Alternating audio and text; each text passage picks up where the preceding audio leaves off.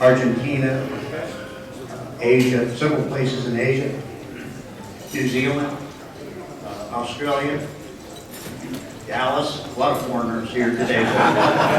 We're glad you came, and thank you.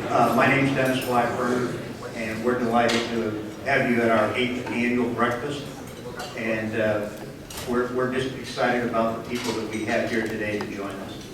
So everybody should have a CD, and a lot of you had asked additional copies or videos or something because you have friends that couldn't make it, or somebody that you already know need to hear Jeff's message. So we're going to have another 250 to 300 videos available, CDs available, and they'll be at the Westar booth during the convention. Jeff's going to be there as well. So if you want to swing by the convention center, go to, what's the Westar booth number? 2685. Yeah, 2685. 2685? Yeah. Go by 2685, pick up a CD, and hand it to somebody who needs to be here. So again, I want to thank you for coming. Last year we had the pleasure to have Deep Green speak, and he's going to open with prayer, and then we're going to introduce you to my good friend Jeff Struecker.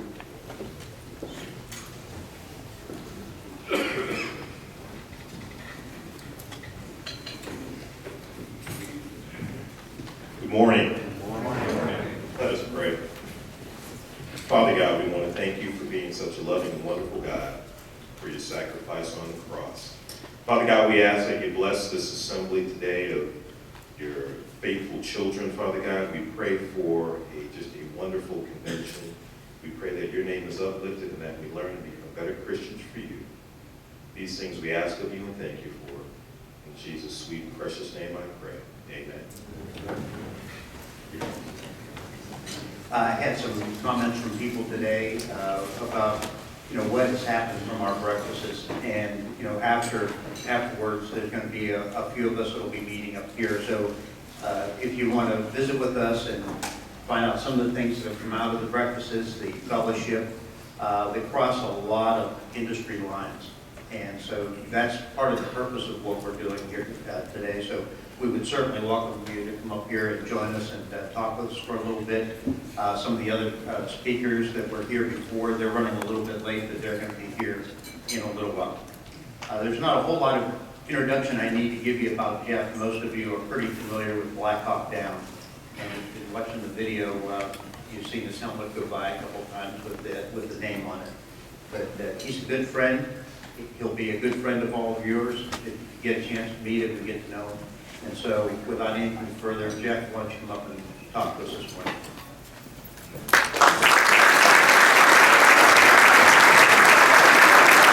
Thanks, Dennis. Hey, I'm glad that you're here today, ladies and gentlemen. Thanks for taking the time out of your schedule this morning. It took a lot of hard work to put this on. So would you help me thank Dennis for this breakfast?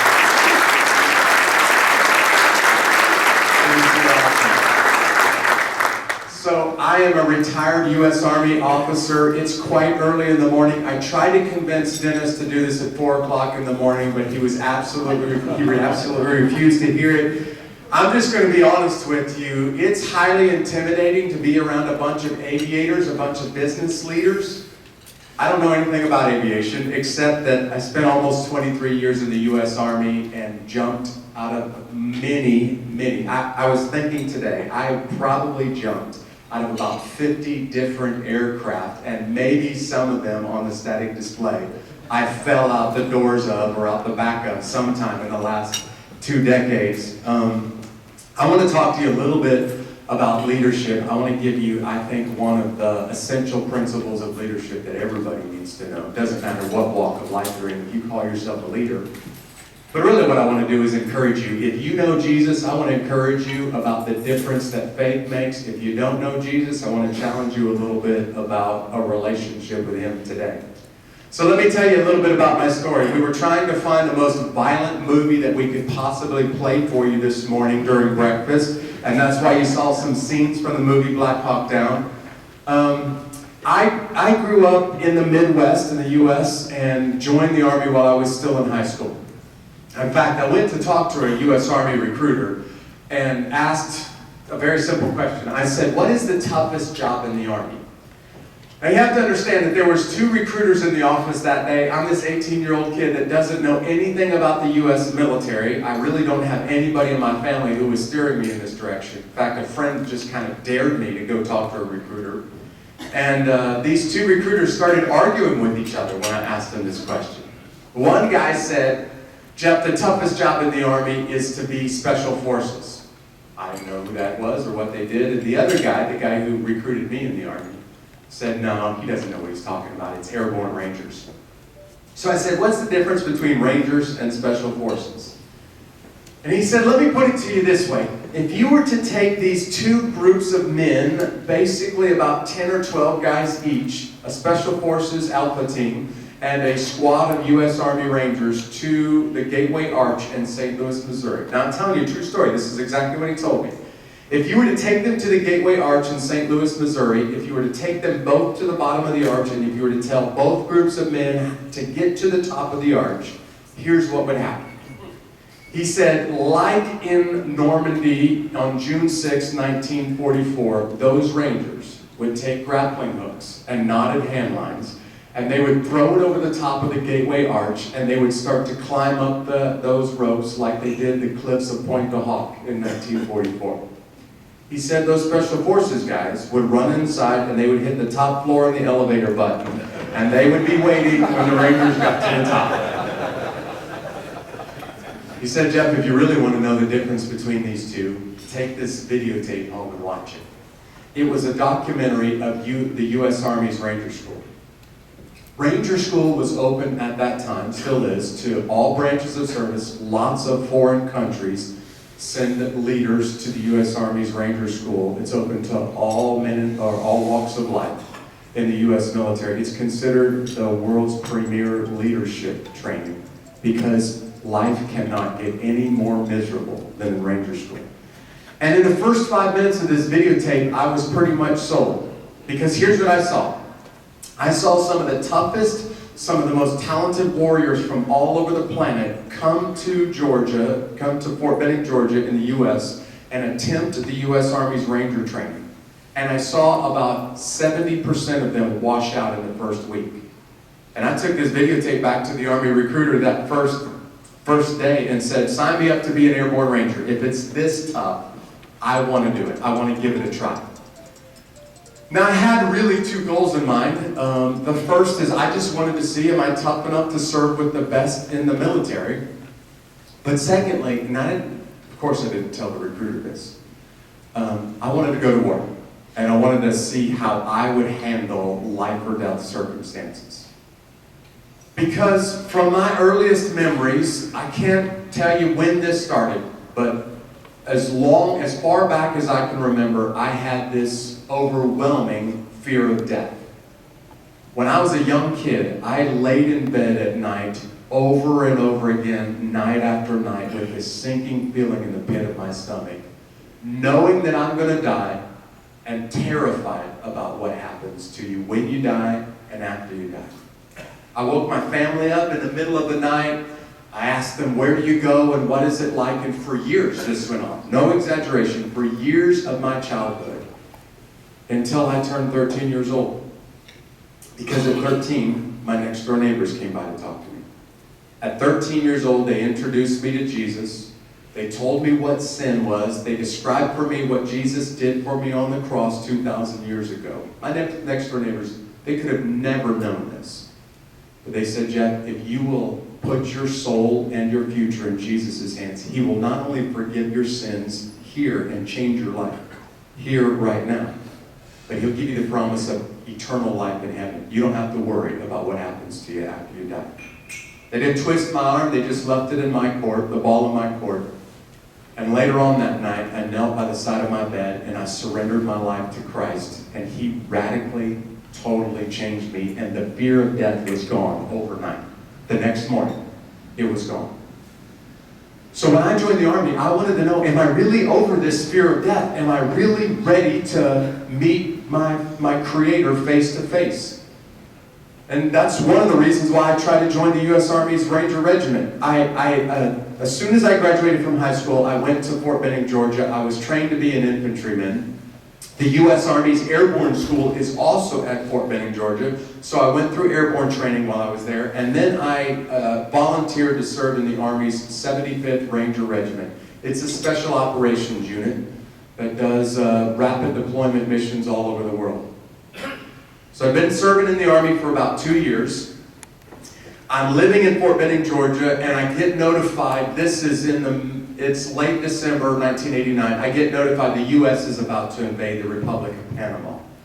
This is several days before the invasion is going to begin. My unit is going to start the invasion, the Ranger Regiment is going to start the invasion by conducting 2 low-level parachute assaults on the airfields in Panama. Seize those 2 airfields, and then the rest of the U.S. invasion force will follow along after that. Those airfields are seized. About 24 hours or so before the invasion began, we started to understand the heavy anti-aircraft capabilities that the Panamanian Defense Military had, and we were going to put hundreds of airplanes in the sky. In fact, here's a point of trivia that nobody in this room will care about, but I'll tell you anyway. The first real combat mission that the B-2 stealth bomber flew was hitting a target over Panama on the night of December 20th, 1989. We needed a search and rescue force. There's a high probability that some of these aircraft are going to get shot down, especially the aircraft dropping Rangers at about 500 feet above these airfields. And so I loaded up onto an Air Force airplane about 24 hours before the invasion began and flew down to Panama to provide a search and rescue force for the night of the invasion. Before I left for Panama, I wrote a letter to my family, and it said, hey, I'm going off to war. There's no guarantees that I'm going to come back alive. I started thinking about loose ends that I had left untied, and this letter basically said, if I don't ever make it back from this combat operation, here's the things that I wish I would have said. Here's the things I wish I would have done. And I left this letter on my dresser in my barracks room in Fort Benning, Georgia. I spent about 2 weeks in Panama. This is crazy that I went to war for just about 2 weeks. But for 2 weeks, I'm getting shot at. I'm flying all over the country. Our job is to try to defeat the Panamanian Defense Forces. They pretty much surrendered right away when this invasion began. Some of them fought, but it really wasn't much of a battle. And then my unit had the mission of capturing the country's leader, Manuel Noriega. So about 3 days into the invasion of Panama, Operation Just Cause, we're chasing Noriega all over the country. We called it to each other, this is the hunt for Elvis. It's a matter of just trying to corner him in the right building at the right time, put him on an airplane and send him back to the U.S. We get Noriega before New Year's Eve, and so I'm on an airplane on New Year's Eve flying back to Georgia. I haven't even been in Panama for 2 weeks now. And I'm on my way back to Fort Benning, Georgia with my first combat experience. Now, I got shot at a lot while I was in Panama. But it was never one of those life-threatening, I know I'm going to die kind of experiences. It was just pretty cool, to be honest with you. So after I got back from the invasion of Panama, I get into my barracks room. And when I walk in the doors, there's this letter sitting on the dresser waiting for me that I wrote. And I made a decision that morning when I returned back to the U.S. There are no guarantees for any of us in this room. No one has the guarantee that we're going to be around tomorrow. So I made a decision that I'm going to say what needs to be said or do what needs to be done right now while I have the time to do it. The number one item that was on my list waiting for me when I got back was my high school sweetheart, this girl that I was head over heels in love with. I just didn't have the courage to ask her to marry me. So the number one item on my list was go buy a ring and go propose, even if she says no. And I got it, the first chance that I got, I flew back to our hometown, I bought a ring, and I proposed to my high school sweetheart, Dawn. And we set a date to get married about a year later. Now, if you're a history buff, you know that a year later the U.S. is involved in Operations Desert Shield and Desert Storm. Again, I'm in the Ranger Regiment. It's a special operations unit. We're about 6 or 8 weeks away from our wedding day. And I get a chance to make a phone call, which usually doesn't happen, but here's how the phone call went. I called her and I said, Dawn, I'm not able to tell you where I'm about to go. I'm not authorized to tell you how long I'm going to be gone. And I don't know when I'm going to get back in the U.S., but I'm pretty sure I'm not going to be in the country on our wedding day. And it's pretty hard to get married when you're halfway across the world from each other. And Dawn said, after a long pause on the phone, she could read between the lines, and Dawn said, Jeff, if this is true, you need to fly back home and we need to get married right away. Basically, she was saying, I will give up the white church wedding that I've been planning my whole life. Let's get married before you go off to war again. Now, I did what any of you smart guys in this room, let me talk to guys for just a second. I did what any of you smart men in this room would do in one of those circumstances. I said, yes, ma'am, and I got on a plane and I flew back to our hometown. I hit an ice storm. I was stranded overnight in O'Hare Airport and arrived 2 hours before I was walking down the aisles of our family church. I got into our hometown. I get married, and then within a matter of days, I'm on my way back to Fort Benning and eventually to Kuwait as part of Operation Desert Storm. Now, I was getting shot at in Kuwait too. But for me, Somalia was a life-transforming event. I've already told you that I knew Jesus long before I joined the Army. I've already told you that I had extensive combat experience before I went to Somalia. But God used the events of Mogadishu, Somalia, and Black Hawk Down to radically reshape my life in ways that I never would have anticipated. I'm pretty sure I'd still be a Ranger right now and a sergeant in the Army if it wasn't for Somalia. By the time I went to Somalia, I was 24 years old. I was a squad leader in the Army's Ranger Regiment. I had 10 men that I was responsible for. And it was my job to lead the Humvees, the vehicles, on all of the missions that Task Force Ranger did in Somalia. Now, for some of you out here, especially some of you international folks that are not familiar with the events that led up to Black Hawk Down, let me briefly tell you how this happened, because I see this very similar in the Horn of Africa today. So in the early 1990s, there was a famine in the Horn of Africa. Several countries were facing immense famine, and the country of Somalia had several 100,000 people dead from starvation. You may remember the images of the U.S. Army or the U.S. Marine Corps landing on the beaches and trying to open up supply routes to hand out food to the starving people of Somalia. The country of Somalia itself was a country in chaos. There was no government, no military, no police force, and basically nobody stopping men from doing whatever they wanted. If you had enough guns, you could do whatever you wanted in that country, and especially in the capital city. The U.S. military spent months there. They established some secure bases. They handed out food. The people of Somalia loved the U.S. military, and of course, and the United Nations for that matter. There was more than 20 countries from the United Nations helping out. But the capital city of Mogadishu basically had about 7 warlords that were running different parts of the city, controlling different parts of the city. Most of those warlords were perfectly fine with the U.S. and the United Nations being there.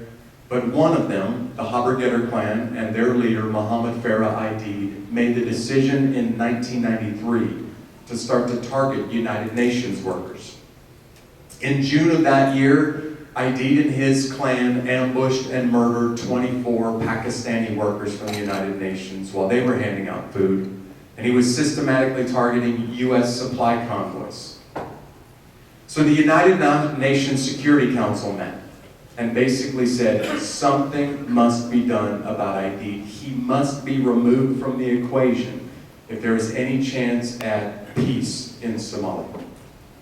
So the U.S. military responded with Task Force Ranger. It was my unit, a group of Rangers from Georgia. It was a helicopter unit. To this day, some of the best pilots I've ever seen in my life, no offense to you guys in this room, from Kentucky, and then a bunch of special operators from the East Coast of the United States. We had about 3 or 4 days notice. We met together and we trained together for only 3 or 4 days, but it was our mission to go to Somalia to find Aidid and the highest ranking people in his clan, and we were going to try to capture them if possible. If not, we would kill them and take them out of the equation and try to give the people of Somalia a chance at peace. We started to systematically work our way through the ID'd organization. We were catching some pretty big fish in the pond, but it was taking us a lot longer than we thought this was going to go, and we were getting a lot of pressure from Washington, D.C. and the Clinton administration to wrap this mission up and to get out of Somalia. So we've been in the country for about 3 months on Sunday, October 3rd, 1993, when we get a tip from one of our informants in the city that 2 of the highest ranking leaders of ID'd's clan are meeting in the same building at the same time. This is in the middle of the afternoon. It's broad daylight. It's in the very center of the ID-controlled part of the city. Basically, you can't make these circumstances any worse than what we were about to go into. And I hope you understand that at this point, special operations in the U.S. military almost only does business at night because of our night vision capabilities. And none of us want to go do this, but frankly, this is too important of an opportunity to let pass by. And so we launched a mission to go get these 2 guys. Special operators flew in on Little Bird helicopters and assaulted into the target.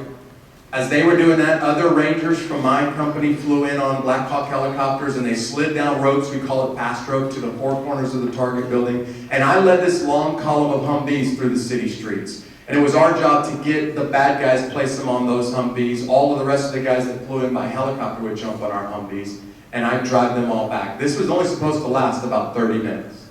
And for 30 minutes, this thing went down like clockwork. I mean, we did really, really well, until helicopters started to get shot down. With only one exception. When those Black Hawk helicopters were flying in, and when Rangers were sliding down the roads, now we don't know what happened to this day. As far as I know, no relation, but Todd Blackburn, one of the Rangers that was on that helicopter, when he left the helicopter to grab the rope and to slide down the rope, Blackburn missed the rope, and he fell from about 20 meters, and he landed in the city streets head first. So as soon as I get to the target building, almost exactly like you see in the movie Black Hawk Down, I'm getting a call from my commander, Colonel Danny McKnight, saying, "Jeff, we've got a seriously wounded Ranger. We need to put him on your Humvees. I need you to drive them back to the base and get him immediate medical attention." Blackburn was unconscious, bleeding from his nose and his mouth. I put him on a Humvee with no protection around him. He had a couple of medics just trying to keep him alive. And I split my squad in half. I put myself and half of my men on a vehicle in front of them, the other half of my men on a vehicle behind him, to provide some guns to get him out of the city. And I told my boss, I'm going to drive Blackburn back to the base, I'll drop him off, and I'll turn right back around. It's a really short distance, so I should be back in 10 or 15 minutes. I started to drive Blackburn down this narrow alleyway. Now, I'm getting shot at this whole time, but it's not really effective gunfire. I mean, none of it is really close to us, so I wasn't that worried about the gunfire. I was more concerned about the roads and the potholes or debris in the roads bouncing Blackburn up and down on the back of this Humvee. So I told the guy who was driving my Humvee to drive really slowly at about 10 or 15 miles an hour and to avoid as many of these potholes as possible. We drove down this narrow alleyway right next to the target building, and then I made a right turn onto Halwadeg Road, one of the only major roads in Mogadishu. And when I turned this corner, it was like the entire city erupted with gunfire on these 3 vehicles. That road isn't half the size of this road. And I start to get shot at 10 or 15 miles an hour from about 100 directions at once. They were from rooftops and doorways and alleyways and windows everywhere I looked. Rocket-propelled grenades were flying across the street. Guys were lobbing hand grenades at us, and we were getting hit with automatic gunfire from point-blank range. I had a guy who was 18 years old on a .50 caliber machine gun on top of my Humvee who was spraying bullets all over, trying to return fire to 20 different directions at once. And he wasn't being very effective that way, so I told him to take his machine gun and face it to the left side of the vehicle and shoot at all the enemy fighters to the left. Another guy was sitting right behind me with the machine gun. To this day, he's the best machine gunner I've ever seen in my life, Dominic Pella. And I told Pilla to take his machine gun and face it to the right and shoot at all the enemy fighters to the right. Another guy in the back seat would take care of everybody behind us. I'd take out all of the bad guys in front of us, and together we were just going to try to keep each other alive long enough to make it back to the base. Down the road on the right side, waiting for us, hiding and waiting for us, was a Somali gunman. And when we got right next to them, this gunman saw Dominic Pillis sitting right behind me at the same time Pillis saw him. They turned their weapons to each other at the same moment, and they shot and killed each other at the exact same instant. Pillis was shot in the forehead just above his eye, and he was killed instantly, and he fell over into the lap of Specialist Tim Moynihan, who was sitting next to him. And then Moynihan began to panic. He started screaming my name. Sergeant Struecker, Pillis been hit. He's been killed. And when I looked over my shoulder, it was like the entire back of that Humvee had just been painted red with Dominic Pillis' blood. And for the first time since I was 13 years old, I started to panic because I was thinking, I'm going to die in the next few seconds. And then one of the things that I started to remember as a leader is that if I'm going to be able to get my men under control, I need to be able to get myself under control first. So very calmly, very deliberately, I told Moynihan to take his weapon, face it to the right side of the vehicle, pick up Dominic Pillis' sector of fire, and kill as many of these bad guys as possible if any of us are going to make it out of the city streets alive. We made it back to the base. I won't tell you about all of the stuff that we had to go through just to get back to our base. But when I get back there, the surgeon is rushing to get to Todd Blackburn to try to keep him alive. And the medics are running to my Humvee to pull Dominic Pillis' dead body off the back. I was totally exhausted. Was leaning on the hood of this Humvee thinking, God, I can't believe that I survived that. I can't believe that any of us lived through that. And at about that moment, my platoon leader, Lieutenant Larry Morris, walked up to me and said, Jeff, a Black Hawk helicopter has just been shot down. Mike Durant is crashed in the city, and we don't have anybody else who we can send out there and see if there are any survivors. I need you to get your men back on your Humvee, send them out to the crash site, and see if anybody's alive at the Durant crash site. One of the special operators who came back with me, he overheard this conversation, exactly like you see in the movie.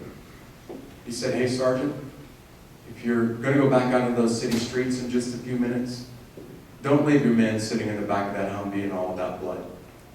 He said that stuff will have serious psychological effects on them for the rest of their life if you do that. You probably need to go clean this Humvee up. So I sent all the rest of my guys to get some more ammunition, get some more fuel, and I pulled this one Humvee off to the side. There was no running water. So I'm using buckets and brushes in my bare hands, just trying to clean the back of this Humvee off as quickly as possible to get back out into the city streets to see if anybody's alive at the Durant crash site.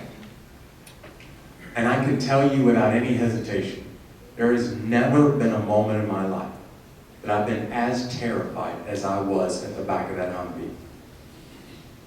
You see, everything inside of me was saying, Jeff, this is crazy. Don't do this. As a leader, I was thinking, Jeff, you're going to get every one of your men killed if you just drive back through what you just went through. And Dawn and I have been married for about 2 years, trying the whole time to have a child, and I get a letter in the mail as soon as I get to Somalia saying that she's pregnant with our first child. And I was thinking, I'm never going to see my wife again, and my child is going to grow up and never know who his father is. And everything inside of me was saying, don't do this. So at the back of this Humvee, I didn't stop what I was doing. I didn't close my eyes. I didn't even bow my knees. I just simply started praying, God, I'm in big trouble right now, and I need your help. Because my country is expecting me to go do something I don't want to do. And here is the ultimate test of leadership. It's when it's tough, and it's only going to get worse, and you don't want to go through what you're about to go through. That's the difference between a good leader and a great leader.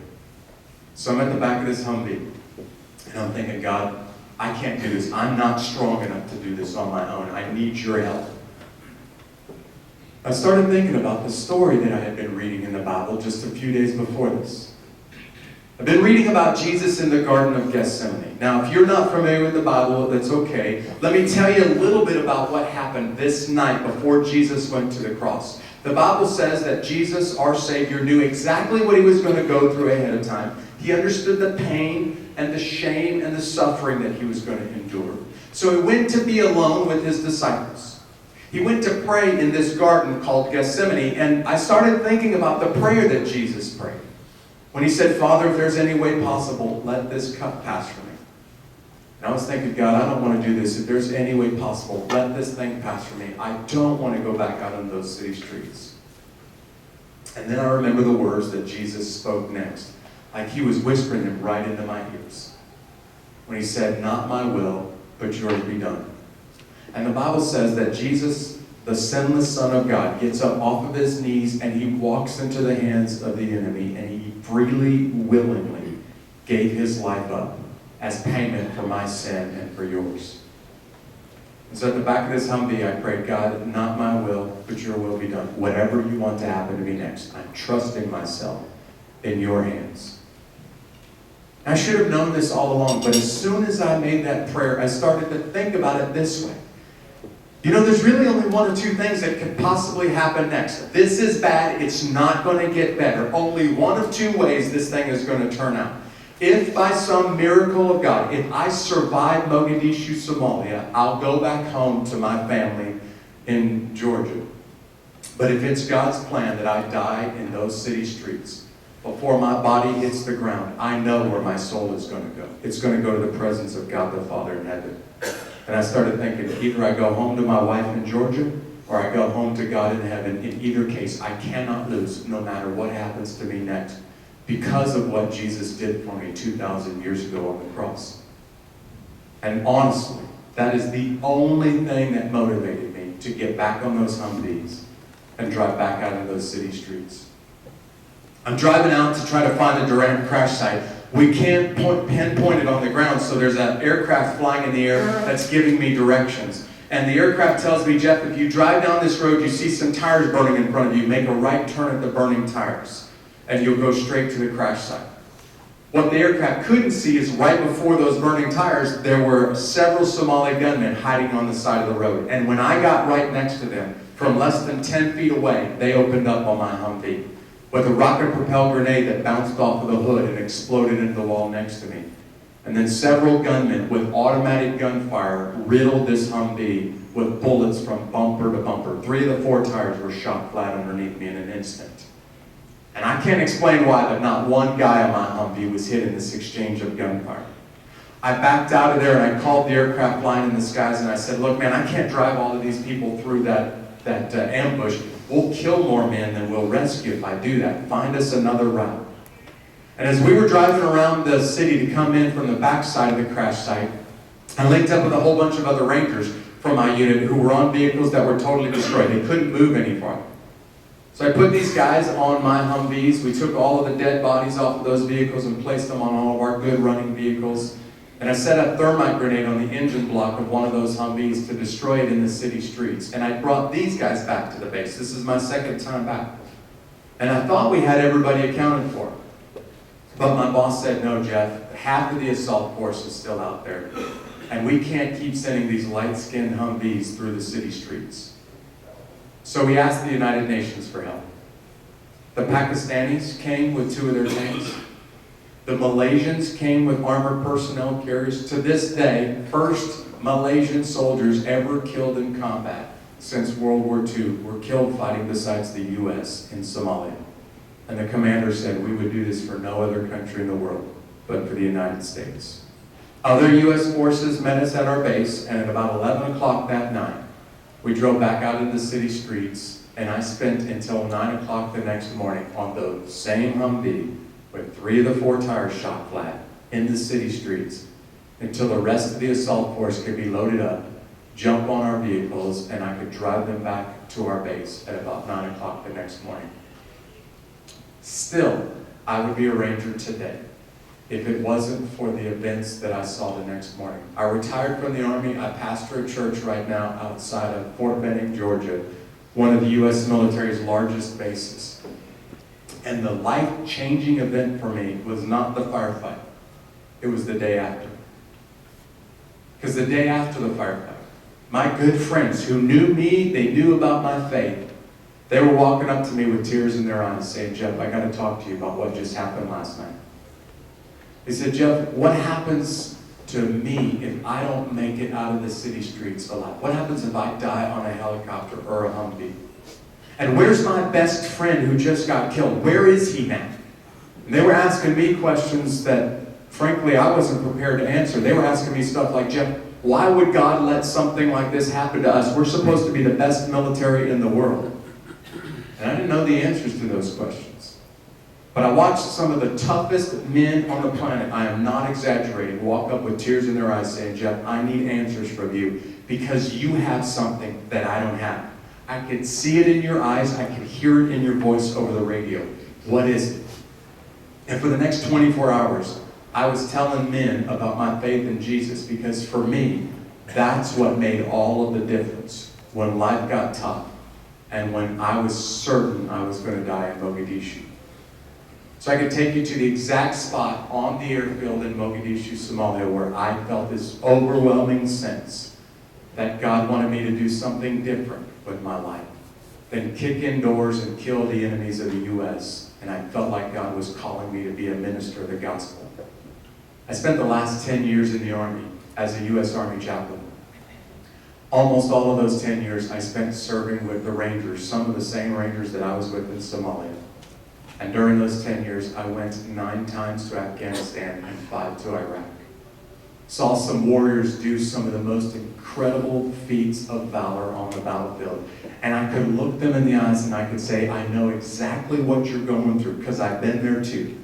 And let me tell you the difference that Jesus makes when you have your soul and your life in His hands. Last year, I want to tell you about this DVD very briefly, and then I'm going to wrap up. Last year, one of my friends from Somalia, Kenny Thomas, who's a very successful Nashville musician, called me and said, Jeff, have you ever considered going back to Mogadishu? I was like, Kenny, are you crazy? That's the most dangerous. Look, I know the intelligence. That is the most dangerous city on planet Earth. It's as dangerous last year as it was in 1993. He said, yeah, I know that, but did you ever consider going back? I was like, no. And so then I was like, okay, wait a second, Kenny, are you saying that you want to go back? And he said, well, I'll go if you'll go. And I said, well, I guess I'll go if you'll go, Kenny. And he and I started to plan a trip back to Mogadishu, Somalia. About a week before we were getting ready to leave, Kenny looked me in the eyes. I can't believe the guy did this to me. He looked at me in the eyes and he said, tell me again why we're doing this. And I said, because you asked us to. That's why we're doing this. There were 2 documentary crews that went over with us when we were in Mogadishu. One of them was Crew, formerly known as Campus Crusade for Christ International, now Crew International. Crew went over there with us to film Kenny and I returning to Mogadishu almost 20 years to the day that we were in this battle. We drove around the capital city. My wife asked me before I left, Jeff, why would you do this? Why would you put your life on the line again? You don't have to do this. And I told her, I am 100% convinced that if men and women see our return to Mogadishu, if they hear about my faith while I was there, some of them will turn their life over to Christ because of it. And so this DVD that you have in front of you, this Return to Mogadishu DVD, is solely for the purposes of documenting our return to Mogadishu and ultimately me having the chance to explain to people the difference that Jesus makes. So now here's my challenge for you, and then I'm going to wrap up and turn things back over to Dennis in just a second. Actually, if we've got a few minutes, I'll open the floor up to some Q&A. My challenge for you is that none of us in this room know what the future holds.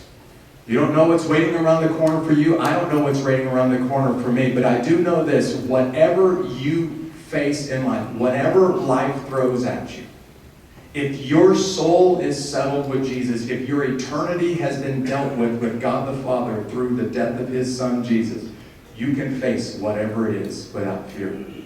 The reason I can say that is because you have no reason to fear the future when you know the one who holds your future in the palm of His hands, His name is Jesus, has you in the palm of His hands. And when you settle this, you can face anything that life throws at you. The greatest test of a leader is, what do you do when it's tough and it's not getting any better, it's only going to get worse. And I'm convinced that the leader whose faith is strong can handle whatever your business or your family or your finances throw at you. Whatever this industry throws at you, you can handle it. When you've got a friend that sticks closer than a brother, his name is Jesus, and he's got your back. He'll never leave you. He'll never forsake you. So I want to tell you, gentlemen, ladies, it's been a great honor to be with you. Thanks for the chance to share with you a little bit. I hope this week is a great week for you. Hope you have a great conference while you're here. Thanks for the chance to speak with you, and God bless you.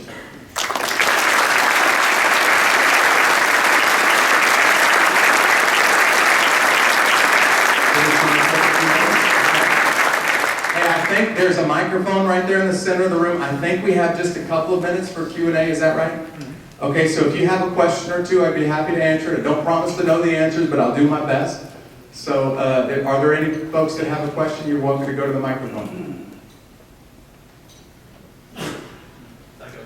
Okay, go for it. When you went back, was there any combat? I'm not sure if I've seen that. Were you close to combat or? He asked the question about returning to Mogadishu, what you see in this DVD. Kitty and I drove through the city streets. Everybody, we had this kind of security company who was giving us some advice. So they said, look, you guys can do whatever you want. Just don't go to the original place where this battle was fought. Don't go to the Black Sea, the Bukhara market. And Kitty and I got through the city streets and we said, hey, we're close. Let's just take a turn and go through the Bukhara market. That you'll see that in this video. And the question that he asked was it violent? Unfortunately, one of the reasons that I went back is because I wanted to be there for my friend who said he needed me. But ultimately, I wanted to see, did the U.S. military being in Mogadishu make any difference 20 years later? And here's what I'll tell you. Somalia is worse today. Mogadishu is much worse today than it was in 1993. Unfortunately, it's not any better, it's worse, and it's probably more violent today than it was in 1993, unfortunately. And until that country gets a stable government, as long as Al-Shabaab continues to work in the capital city at will, then I don't have a lot of hope for the Somalia. It's unfortunate, because Somalia is a beautiful country. Mogadishu could be one of the world's most beautiful cities if it wasn't so violent. It's a good question. Any other questions?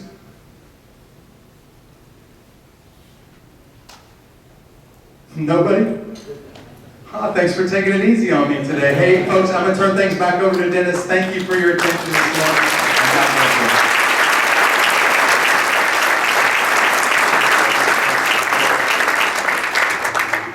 you. Jeff, thanks for coming by today, and I know many of you will want to meet him, so stick around. The show's not ready to open yet. Again, several have asked for extra copies of the CD. They'll be at the West Star booth. Jeff will be at the West Star booth, I think, till about 11:30 or 12. So enjoy the coffee, enjoy the fellowship. Put us on the calendar for next year, and thank you for coming.